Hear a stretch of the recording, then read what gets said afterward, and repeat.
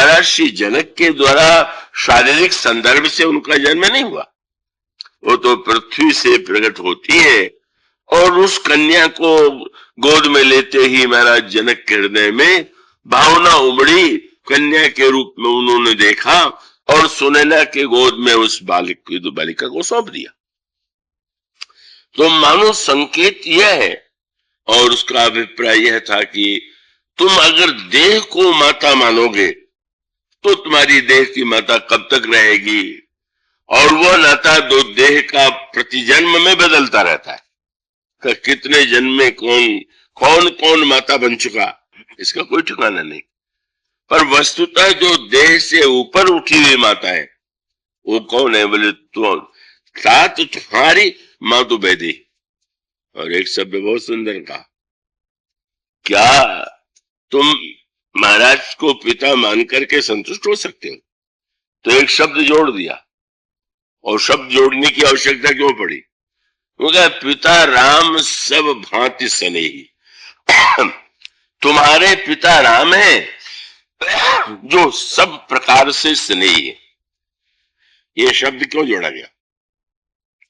बहुत बड़ा संकेत। उन्होंने कहा, बड़ा प्रसिद्ध था कि तुम्हारे शरीर के संदर्भ से पिता कहे जाने वाले महर्षि दशरथ जो है वो राम से बड़ा स्नेह करते हैं। काहे का स्नेह करते हैं? सुमित्रा माता ने कभी नहीं माना कि महाराज दशरथ बहुत बड़े स्नेही थे। और गीतावली रामायण में है कि कौशल्या जी ने भी कहा कि महाराज क्या इस फेर में पड़ गए कि सत्य के लिए तुम्हारा त्याग कर दें? तो स्वर्ग सत्य के पालन से क्या मिलेगा? स्वर्ग मिलेगा। और स्वर्ग को अगर कोई पकड़े रहे या सत्य न मानने पर अयश मिलेगा, कीर्ति का भय सतावे, तो वो पिता काहे का स्नेही है? देख लो, यद्यपि वो बात पूरी तरह सही नहीं है, पर मां का तात्पर्य, और कौशल्या जी ने भी कहा कि राम यदि मैं हो तुम्हारे पिताजी के स्थान पर होती तो जैसे बच्चों पर निछावर किया जाता है इसी तरह से मैं तो तुम्हारे ऊपर एक नई वस्तु निछावर कर सकती थी। कौन सा? बोले 12 सत्य वचन श्रुति सम्मत। वेदों ने जिस सत्य की महिमा गाई है उसी को मैं निछावर करके फेंक देती। क्यों? बोले सत्य का परम फल है ईश्वर को पाना, और जो सत्य राम से दूर बना दे वो काहे का सत्य है? 12 सत्य वचन श्रुति सम्मत, जाते हैं बिछुरत चरण तुम्हारे। और इसका मां का संकेत ये था, उन पिताजी को मान के क्या करोगे? बहुत दिन स्नेह किया और जहां पर यश और स्वर्ग की बात आई छोड़ दिया। तुम्हारे पिता राम ऐसे स्नेही है कि कभी किसी को किसी परिस्थिति में छोड़ते नहीं। यहां तक कि भक्त लोग ये भी नहीं मानते। का भक्तों ने सर्वदा ये कहा कि जो भक्त है अगर उसको नरक दे दिया जाए, नरक उससे मिलने वाला क्यों है, पर नरक दे दिया जाए, गोस्वामी जी ने विनय पत्रिका में प्रभु से कहा कि प्रभु मैं चाहता हूं कि मुझे आप पक्षी बना दीजिए, वृक्ष बना दीजिए, लता बना दीजिए। अरे तुम चेतन मनुष्य से इस ओर जाना चाहते हो? उन्होंने कहा प्रभु मैं वह वृक्ष बनना चाहता हूं कि जिसको आप प्यार करते हैं, जिसके छाया में बैठते हैं। मैं वो पक्षी बनना चाहता हूं जिनसे आप खेला करते हैं।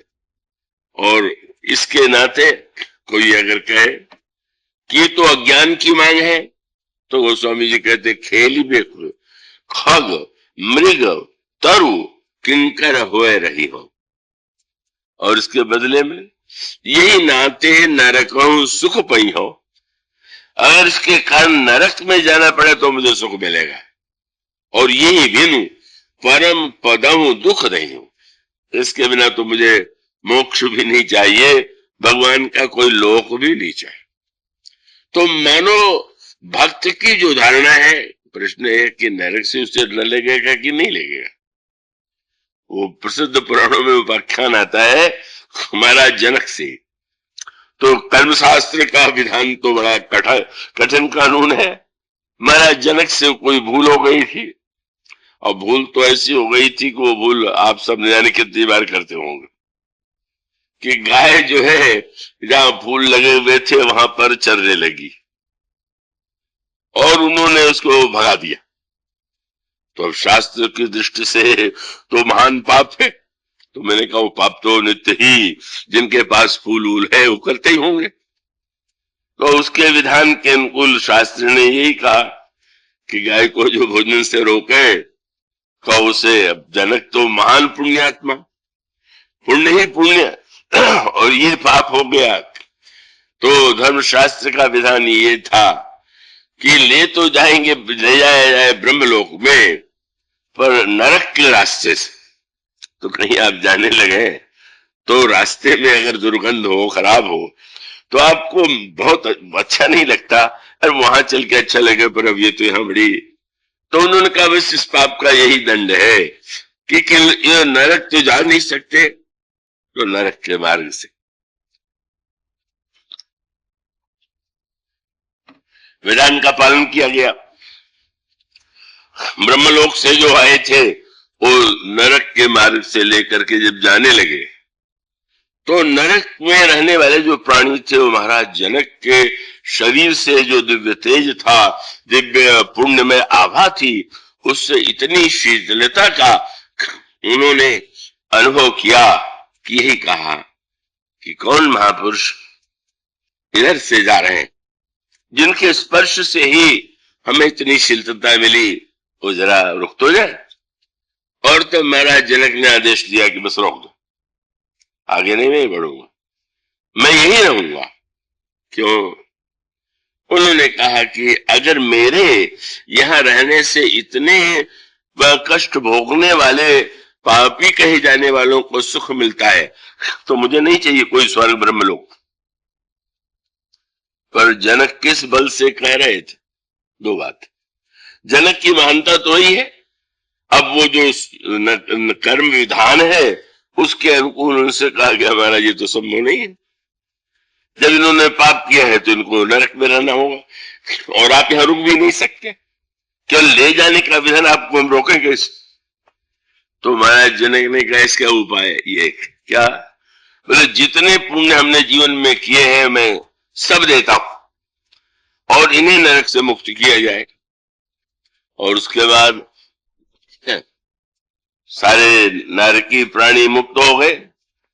उसके बाद वैकुंठ के पार्षदों ने कहा पधारिए, क्यों, मैंने तो पुण्य दे दिया, अब क्यों जाऊं? तो उन्होंने कहा इतना पापियों को सारे पुण्य देने का भी फल तो होता है, और वो कितना बड़ा फल होगा, तो आप उसके लिए चलिए।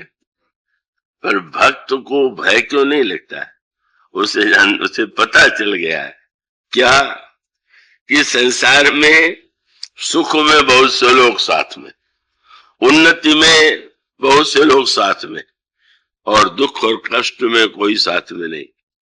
लेकिन भक्त को ये पता चला है सत्य कि सरग नरक अपवर्ग समाना, जह तह दीख धरे धनुबाना, कर्म बचन मन राउर चेरा, राम करहु तिनके उर डेरा।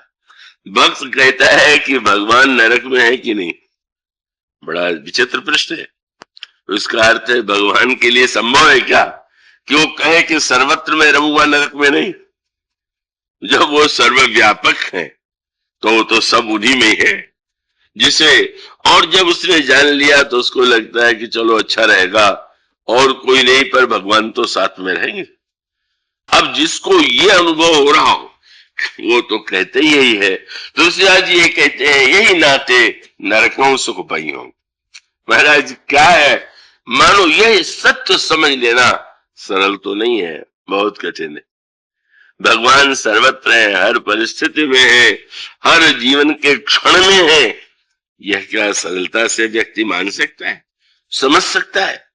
लेकिन सचमुच जिसने सत्य को जान लिया, कहीं पर भी जीव चला जाए, जिस स्थिति में हो, कौन उसका त्याग नहीं करता? तो भगवान। सुमित्रा मां ने कहा देखो ये तुम्हारे पिता नाम के तो बड़े स्नेही थे, पर वस्तुतः स्नेही तो ये है, पिता राम सब भांत, हर तरह से स्नेही। क्यों? सत्य के लिए महाराज ने प्रतिज्ञा की, तो उसकी रक्षा के लिए राम क्यों कष्ट उठावे? तो कितने उदार हैं कि सत्य का नाम उन्होंने लिया और उनकी बात रखने के लिए वन में जा रहे हैं। तुम तो बहुत पहला काट दिया। माता पिता को तुम छोड़ करके ये गर्व न पाल लेना कि तुमने माता पिता का त्याग कर दिया।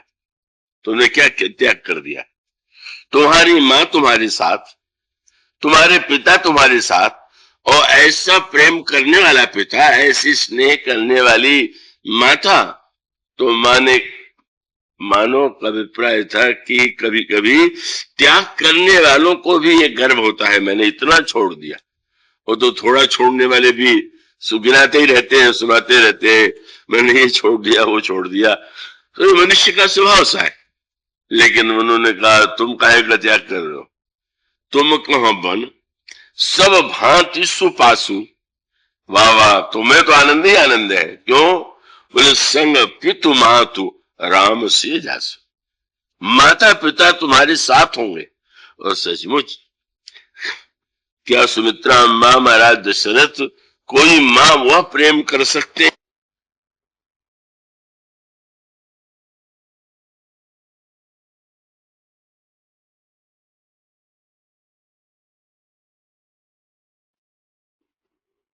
लिखा है कि वन में सीता जी और श्री राम लक्ष्मण की ओर इतना देखते रहते थे, इतना प्रेम करते थे। क्या? वो स्वामी जी ने उपमा दिया, जोगवही प्रभु सिय लखण ही कैसे, पलक विलोचन गोलक जैसे। आंखों के जैसे दोनों पलके, जो नेत्र गोलक है उसकी रक्षा करती रहती है। जरा से भी कुछ आना हो तो आप देखेंगे पलकें मुद जाती हैं, मानो एक पलक श्री राम और दूसरी पलक सीता जी। इतना जहां स्नेह करने वाले, जोगवा ही प्रभु से लखण ही कैसे, पलक विलोचन गोलक जैसे, इतना प्रेम करने वाला कौन हो सकता है? कौन ऐसी पिता, कौन ऐसा पिता है, कौन ऐसी माँ है जो बालक से इतना प्यार कर सके? माँ ने यही कहा कि लक्ष्मण तुम वन में जा रहे हो, वन में जान भी नहीं रहो। तुम वन में नहीं जा रहे हो, वन में तो हम लोग रह रहे हैं। उन्होंने कहा अयोध्या की परिभाषा ही यही है कि तहीं अवध जह राम निवासु और तहीं दिवस जय भानु प्रकाश। जहां राम रहते हो ये अयोध्या, जहां सूर्य वही दिन है। तो तुम न तो कोई त्याग कर रहे हो, न माता पिता छोड़ रहे हो, न अयोध्या को छोड़ रहे हो। माँ ने वह सूत्र दे दिया और कहा कि तुम तो बस आनंद ही आनंद है। और कह दिया ये भ्रम भी मत पालना कि कैकेयी ने उनको वन दे दिया, कैकेयी के बस में था। तब बोले तुम्हारे ही हेतु राम बन जाए। लीजिए, राम इतना अगर कष्ट स्वीकार कर रहे हैं तो इसलिए कि तुमको सेवा से संतोष ही नहीं होता। और तो प्रभु ने सोचा होगा कि यहाँ तो अनेक सेवक हैं, सेवा में बंटवारा हो ही जाएगा, अब अकेले जाके खूब सेवा करो, क्यों? और तो कोई होगा नहीं, सारी सेवा तुम्हें करना पड़ेगा। और अगर आंतरिक दृष्टि से पृथ्वी का भार उतारने आए तो शेष के सिर पर ही तो पृथ्वी है। तो तुम्हारे हेतु राम बन जाए, मानो माने वह अभिमान जो आ सकता। बड़ी माँ की सावधानी यही, रोग आ जाने के बाद ही दवा की जाती है, पर ऐसी कोई दवा दे दे कि रोग आने के पहले रोग मिट जाए। लक्ष्मण जी को सुमित्रा अम्मा ने वही दवा दे दिया और फिर लक्ष्मण जी तो गदगद हो गए माँ का उपदेश सुनते हुए। और ये कहा बस तुम ध्यान रखना कि तुम सेवा करने जा रहे हो ना, और जा रहे हो तो बस तुम्हें ध्यान रखना है कि राग, रोष, ईर्षा, मद मोहु जन सपने हूं इनके बस हो। सकल प्रकार विहार विकार विहाई, मन क्रम वचन करे शोकाई। राग, द्वेष, ईर्षा, मद, मोह सपने में भी इनके बस में न होना। जागने की कथा क्या है? सोने में सपने में भी इनके वश में न होना। लक्ष्मण जी ने निर्णय कर लिया कि माँ कहती सपने में भी न आना, ये विकार न आना तो चलो सोएंगे ही नहीं, तो सपने का सवाल ही नहीं रह जाएगा। यह मानो ऐसा उपदेश पा करके गोस्वामी जी ने कहा लक्ष्मण जी को ऐसा सुख मिला।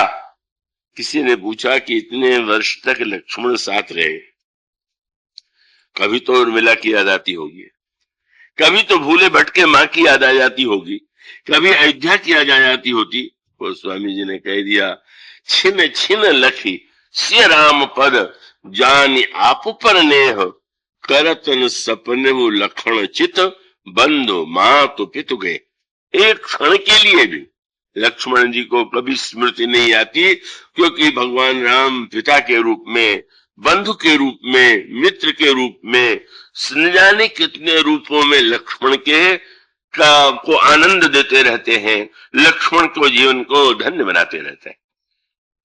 कल्पना कीजिए कथा सुनने का वह फल। कथा तो सब सुनते हैं, पर जिन तुलसीदास ने सबका सुख न पाया हो, जो चारों ओर ठुकराया गया, जब उसको कथा में यह सुनने को मिला हो कि नहीं नहीं, उन माता ने छोड़ दिया तो क्या हुआ, और पिता तो अगर होते भी तो क्या करते, उनकी तो मृत्यु हो गई, पर हमारी माँ वह बस एक सूत्र। जब यह समझ में आया बालक, और जब यह सूत्र मिला कि वह जो हमारे श्री राम है उनकी विशेषता यही क्या, यहाँ पर शब्द गोस्वामी जी कहते हैं मौसम दीन न दीन हित। संसार में दीन से सभी घबराते, क्यों? क्योंकि दीन को देखते ही लगता है कुछ न कुछ मांगने तो आया होगा, और देखने आया तो बस अगर बस मिले और समझ ले कोई मांगने आया तो भीतर से कहला देंगे कहीं बाहर गए हुए हैं, या इस समय आंख बचा के चले जाएंगे। लेकिन उस दीन को स्नेह कौन देता है? वही वह दोहा जिसमें रहीम कहते हैं दीन ही सबको लखत है पर दीन ही लखे न को। दीन बेचारा तो सबकी ओर देखता है, पर दीन की ओर कोई नहीं देखता। और तब शब्द क्या था? प्रभु के 3 नाम गोस्वामी जी इस संदर्भ में लेते हैं, दीन दयाल, दीन बंधु और दीन हित। और ये जो तीनों शब्द है उनका विशेष अर्थ है, विशेष तात्पर्य है। वो शब्द दीन दयाल शब्द का, दीन बंधु का, दीन हित का, और गोस्वामी जी ने इन तीनों का वर्णन किया। वो रहीम ने भी यही कहा कि भाई दीन ही सबको लखत है, दीन ही लखे न कोय, जो रहीम दीन ही लखे तो दीन बंधु सम होय। एक भगवान ही ऐसे हैं कि वो दीन पर दया, बहुत शब्दों के भेद पर ध्यान दीजिएगा। गोस्वामी जी की कविता का आनंद ही एक अलग है। वो कवि साधारणतया तो एक शब्द के स्थान पर दूसरा शब्द पर्यायवाची मान करके लिख देते हैं, पर गोस्वामी जी के यहाँ तो साहित्य भी इतना गहरा, वे कहाँ दीन दयाल कहते हैं, दीन बंधु कहते हैं, दीन हित कहते हैं। तात्पर्य क्या? दीन जो होगा वो क्या चाहता है? दया। तो दया चाहने का अभिप्राय है कि वो और तो कोई इसकी ओर देख ही नहीं रहा, तो वो चाहता है कि दया करे। और जब उसे सुनने को मिलता है कि भगवान तो दीन दयाल है, तो उसके मन में एक आशा बनती है। और इसी बात को लेकर के तो हनुमान जी ने प्रभु पर उलाहना भरा व्यंग्य किया। जब जनक नंदिनी सीता के पास से लौट करके हनुमान जी आए और सीता जी का दुख उन्होंने सुनाया, तो प्रभु रोने लगे। प्रभु ने कहा हनुमान सुनाओ विस्तार से, सीता लंका में कैसे रहती है? हनुमान जी ने तुरंत कहा सीता कहे अति विपत्ति विशाला, बिनहि कहे भले दीन दयाला। हे दीन दयाल, उसे न कहना ही अच्छा है। क्यों भाई? मानो संकेत था कि आपका दीन दयाल नाम प्रसिद्ध है, और जब मैं सीता जी को दुख सुनाऊंगा तो सुनने वाले सोचेंगे जब अपनी पत्नी पर ही दया नहीं कर पाए तो काहे कि दीन दयाल। तो ये बात छिपी रह जाए तो ही अच्छा है ना। दीन दयाला से मैंने, आपका तो स्वभाव है दीन पर दया करके, लेकिन भक्त जो है, दीन जो है, भगवान से दयालुता चाहता है, पर दया में दया करने वाला बड़ा और जिस पर दया की जाती है वो छोटा है। तो भगवान जो दीन दयाल हैं उसे छोटा नहीं बनाते। ये नहीं कहते कि अच्छा चलो भाई, लो मैंने तुम्हें पुरस्कार दिया, तुम्हें इनाम दिया, तुम दरिद्र हो तो तुम पर दया कर दिया,